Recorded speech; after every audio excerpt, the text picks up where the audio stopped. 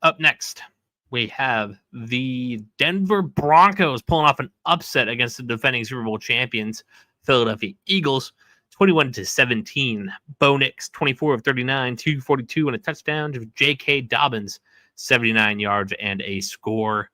Jalen Hurts, 23 of 38, 280 and two touchdowns. The running game, boy. Saquon Barkley, 6 carries for 30 yards. That's a good average, but that's not great totals. Devontae Smith, 8 catches for 114. Saquon Barkley scored on the ground. What's the biggest thing you're taking away from this game? That the Broncos are legit or the Eagles are like, oh boy? The Broncos are still legit. I just think they took advantage of the fact the Eagles don't know who they are. And that's such a weird statement to say from a team that retained damn near everybody from their Super Bowl. And the fact that the Eagles do not know how to run the ball so far this year. It's been 2 weeks in a row now that the tush push has not been mentioned because they can't run the ball. And the ineffectiveness of also their passing game, I feel like they are passing the ball just because, not because they're actually decent at it. I mean, the only reason why their passing game was efficient last year was because of their run game. And their run game is not that good this year. I kind of would suggest the Eagles trade away either Devontae Smith or A.J. Brown and just commit to one of them. Pick which one is your wide receiver and stay with it.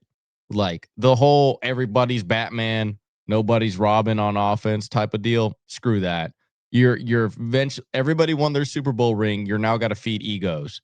And I think either trade A.J. Brown or Devontae Smith and just stick to this game plan of what you want to do, because one, they've been outgained every single game by the opponent. You can even look back and think that the Eagles equally could have lost all those games to the Cowboys the week 1. They could have lost to the Bucks. They could have lost to the Eagles. The only definitive win, which was lost to the Rams, I think you meant. Yeah, they could have lost to the Rams. And they beat the Chiefs 2017. That was the only one that I actually felt decent about them. And it was their closest game. Yes. All the other games I feel like they could have lost. And then the Broncos finally beat them. Well, if you say you felt good about it, it's because Saquon Barkley, 22 carries for 88 yards and a score. Yeah. Because Saquon Barkley is one of the top 5 players on that team. He's probably their best offensive player. And how are you not feeding him the rock? I don't understand this. Well, you're trying to prove that Jalen Hurts can throw the ball? Bro, I do not care. You've already won a Super Bowl. Like no points need to be proven anymore. Yeah, because it just feels like you are trying to just like stat pad the stat pad.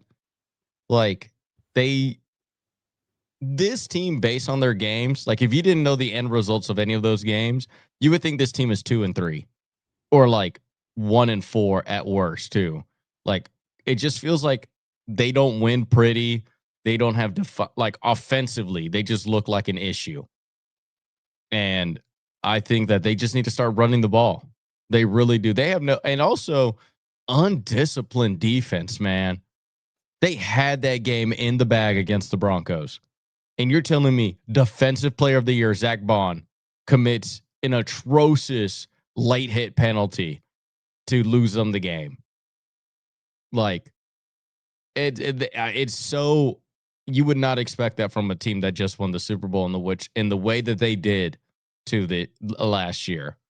And it's just undisciplined team. I mean, the first game of the year, Jalen Carter spits on somebody, gets disqualified before the game even starts. You know, like it's such a weird team. This team is shooting itself in the foot. That's what it's doing. And and the Eagles have no reason to do so. Like, this team's good. Yeah, it's gotta be frustrating to watch if you're an Eagles fan coming from the Super Bowl to this. Yeah, it's like you're 4-1, but then you're just like, dude, I do not feel like we're 4-1. I feel like it feels like they're like 1-4. Yeah.